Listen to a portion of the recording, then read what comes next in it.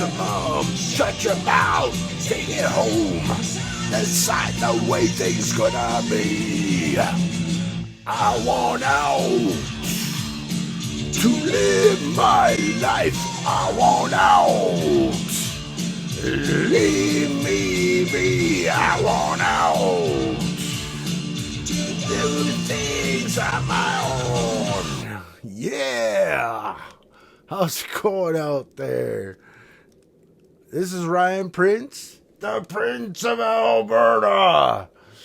The last name has no status.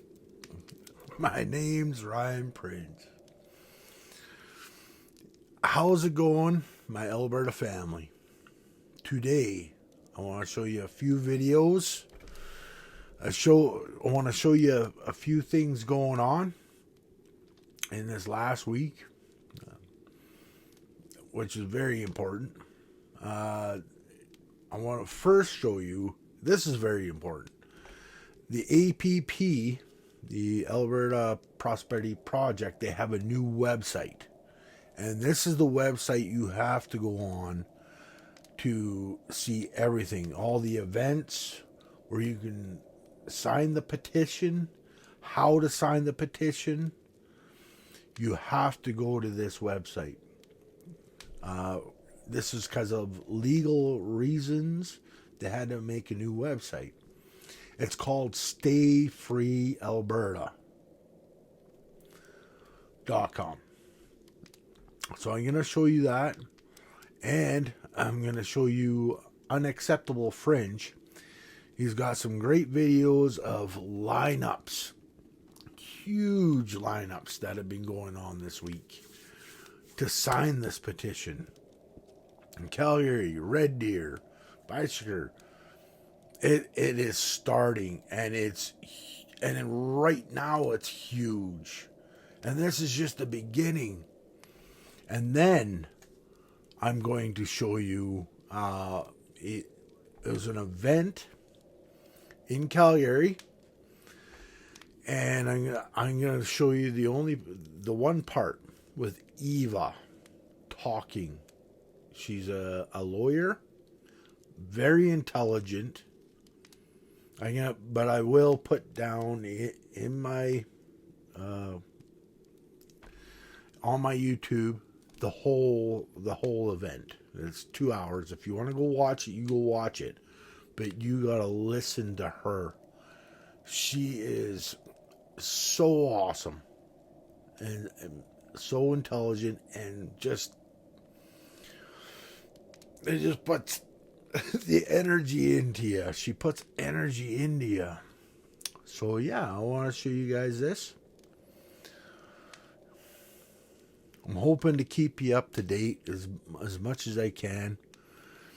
I do work on this. I work for a living. This is my side thing that I try and do, and I just want to. I want to try and bring the information that I can, when I can, and I hope you enjoy this. Check this out. You're gonna like this. stayfreealberta.com. Put this in your browser. Keep it where you can get it at any time, because this is where you're going to find the events, and this is where you're going to find all the places where you can go sign the petition. This is the petition. We first do this, and we get the amount of people. I think over 172,000, which is going to be it'll be nothing. It'll be done in no time. I'm pretty sure we'll hit 1 million. So this is where you gotta come check out how to do this stuff. This is great information. So you go to the home thing there. Oh, fuck, right here. How to sign the petition. Click on that. And it'll tell you how to do it. So here we go. How to sign the petition. Who can sign. read all this. You got to be at least 18 years of age, Canadian citizen, ordinary resident of Alberta.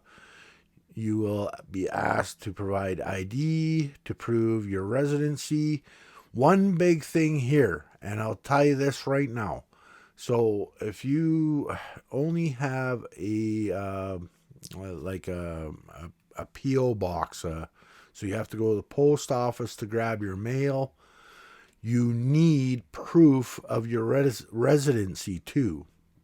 So if you have like a utility bill, phone bill, whatever bill that comes in through the mail or that proves you live at that address where you live, you need to bring that with you, with your passport, your driver's license, a picture ID. Make sure you have that. And also, one thing with signing this petition, sign it only once, because Alberta, all this is going to go into a system, and they're going to go over all the signatures, and if you signed it twice, your vote will not count. So make sure you only do it once. And that's all we're going to need, because there's going to be millions. Don't worry. It's huge right now, and I'm going to show you that here in a little bit. So go check this out. Become a canvasser if you have time. If you have the time, go be a canvasser. They're needing they have a whole bunch, but even more is better, right? You have a business and you want to be able to bring people in and do the signing of the petition. You're able to do that. You just have to go through the legal aspects of it all and stuff like that. So go check that out, and then go check out the donations, please. Help Stay Free Alberta, because they do need some money. They need the money for gas and hotels and stuff like that. Nobody's taking a paycheck home. Nobody's getting paid to do this.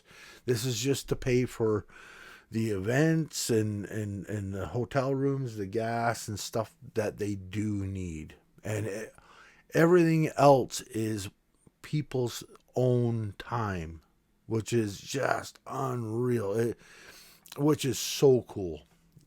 Just wanted to show you guys this. And I am hoping to update you guys here. Now, they only need 177,000 signatures. But ladies and gentlemen, they're getting those, which means we are getting a referendum vote in 2026. I think it's very obvious at that point. However, it's much larger than we thought. I put out a video yesterday talking about the math behind this, that the signatures collected had to be somewhere between 800,000 to 1 million signatures in order for us to understand how serious this movement is, and to also show that there's real steam and real demand for independence in Alberta. Well, the naysayers and those who say, it's not happening, you're never going to get away from this, well, they're being left in the dust, because I want to highlight this again. There's more video, there's more signing locations. This has exploded. You'll see the federal government deny it. You'll see even the Conservative Party is going to start getting scared, because Alberta's where the majority of that party holds their seats. Independence is real. Albertans are actually mad. Albertans aren't negative people. They don't hate Canada. They just hate that they've been ignored and treated like dirt for so many decades that, now they've got the chance to change that. So let's take a look here. I'm going to run the video footage. This was outside the community center in the southeast community of Queensland last night in Calgary. Albertans are gathering all across the province, standing in hour-long lineups, multiple-hour lineups, just to get ink to paper to say they've had enough. Think about Tom Lakazik's petition, his Forever Communist petition that ran in Calgary, or not Calgary, well, Calgary and the rest of Alberta throughout the summer. You didn't see lineups like this for Lakazik. You didn't see lineups and turnouts like this for Tommy the Commie. Now, the reason that's important, ladies and gentlemen, the reason that matters is because this is a movement. This is momentum. This is real Albertans coming forward, not running to nursing homes and scaring people about big bad Donald Trump and becoming the 51st state. These are Albertans that have had enough voicing their discontent with the federal government of Canada. And they're standing outside in January, making sure their voices are heard. Now, let's take a look at there's other videos that have surfaced since then. It's definitely worth celebrating. Yes. I thank you for that, Derek. Thank you so much. What you show on this video is great. And the other couple days of the lineups that have been going on is just, it's unreal, man. But I'm going to send them over to your YouTube and over to Jason Levine's YouTube and some of the great Albertans here, PJs. I'm pretty sure he'll have one. But right now, I have to get to this because this is so important. This is so important. It's Eva Chipowicz. She's a lawyer, and you need to listen to her. Listen to this a few times because this is exactly what is going on right now and what's going to happen after we vote in October to leave Canada. This is what's she puts it in context. Let's start again. Right now, there's a lot of excitement on the prospect of independence in Alberta, on the independence referendum, and rightfully so. It's truly inspiring to see millions of Albertans paying attention, asking serious questions, and preparing to directly exercise their democratic voices in the most powerful way possible. Citizen engagement at this scale is not something to fear. It's something to respect and protect. And make no mistake, those who think that they are in control are paying very close attention because they know exactly where the power truly lies, here. And I'm here.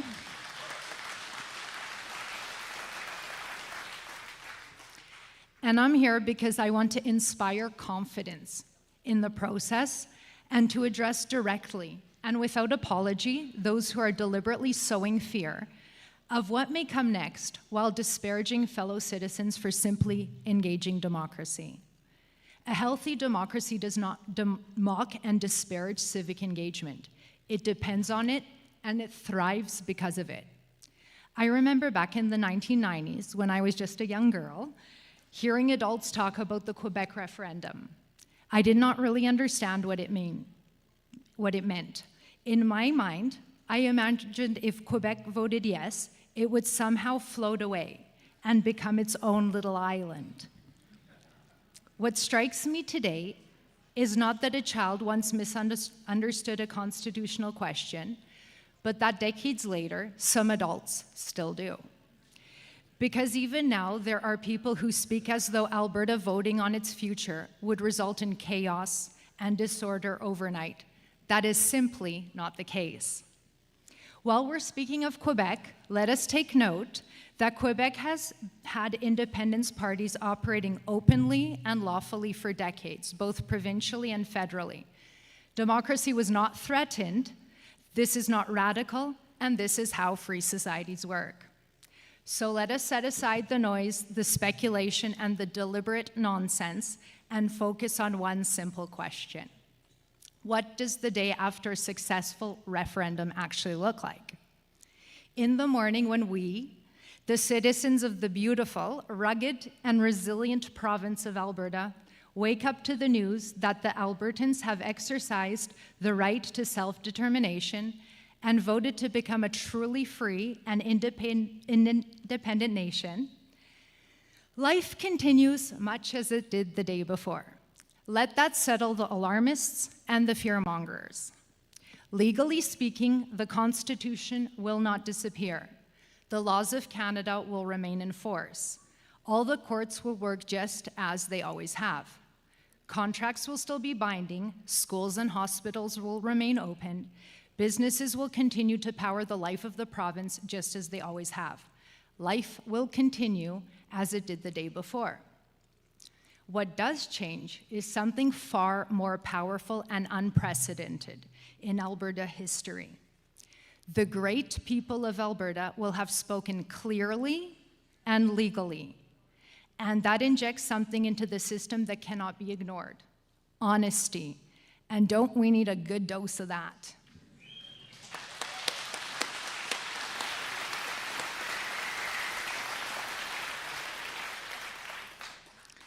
A clear democratic mandate strips away pretense, delay, and political games. It forces our public institutions and office holders to confront what Albertans want, rather than what is most convenient for those in power. The referendum is not a tantrum, it's not a rebellion or a negotiation tactic, and it certainly is not treason or treachery. A referendum is one of the simplest and most direct expressions of the democratic will of the people. Even the Supreme Court of Canada has been clear on this point. A clear referendum result constitutes a democratic expression of the will of the people. And I encourage everyone in this room to read that decision, read the Quebec secession case. It's not symbolic, it's not performative, and it cannot be ignored. When people speak clearly, the obligations of those in power changes. Elected officials, federally, provincially, and yes, including Indigenous leadership, are no longer free to dismiss, delay, or deflect. They are required to constitutionally listen, and more than that, they are required to act. The Supreme Court held that a clear expression of democratic will creates a duty on those tasked to govern to negotiate in good faith at a constitutional convention, to seriously, respectfully, and peacefully discuss how Alberta's independence can be achieved. Not because it's convenient or comfortable, but because the people have spoken. This is not chaos or disorder. This is democracy functioning exactly as designed. That is what the day after looks like. Albertans are law-abiding people. They will do this carefully, intelligently, legally. Institutions will remain intact. Stability will be preserved.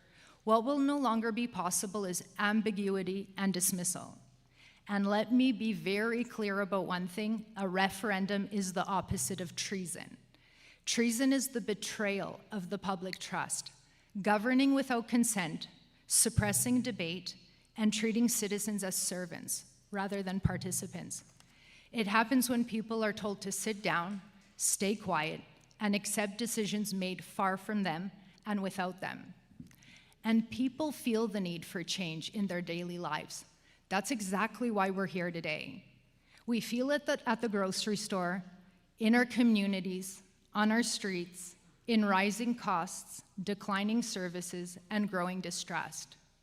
We feel it when dissent is punished and debate is treated as a problem rather than a signal that something is wrong.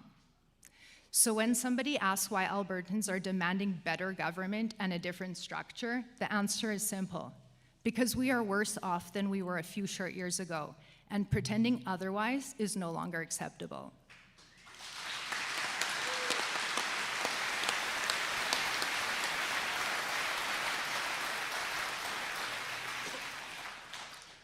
This referendum will not magically solve every problem the next day, but it will force honesty into the conversation. It will impose accountability, and it will return responsibility to where it belongs, with the people. We cannot outsource democracy every 4 years and then complain from the sidelines. Freedom requires participation.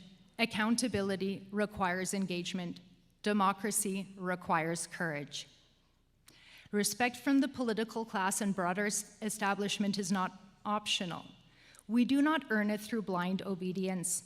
Respect is foundational to any legitimate political system. There must be better government. There must be real accountability. There must be honesty and transparent decision-making. There must be respect for our autonomy. The day after the referendum will not be the end of the conversation. It will be the beginning of a more honest one. And that is what gives this moment meaning. That is what excites me. Enough with the games. We are tired of being told to sit down and shut up. We are done with that. Self-determination is not radical. Democratic participation is not dangerous. Asking a question is not treason. An informed, engaged citizenry is not a threat to democracy. It is proof that democracy is still alive.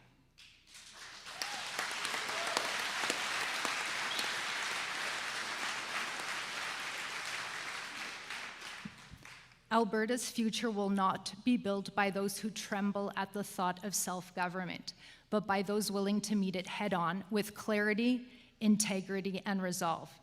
This moment requires confidence, confidence in ourselves, confidence in our fellow Albertans, confidence in our democratic process. The people have a voice, the people have a will, and when that will is known, it must be respected. That's democracy, that is self-determination, and that is the future we're prepared to build together.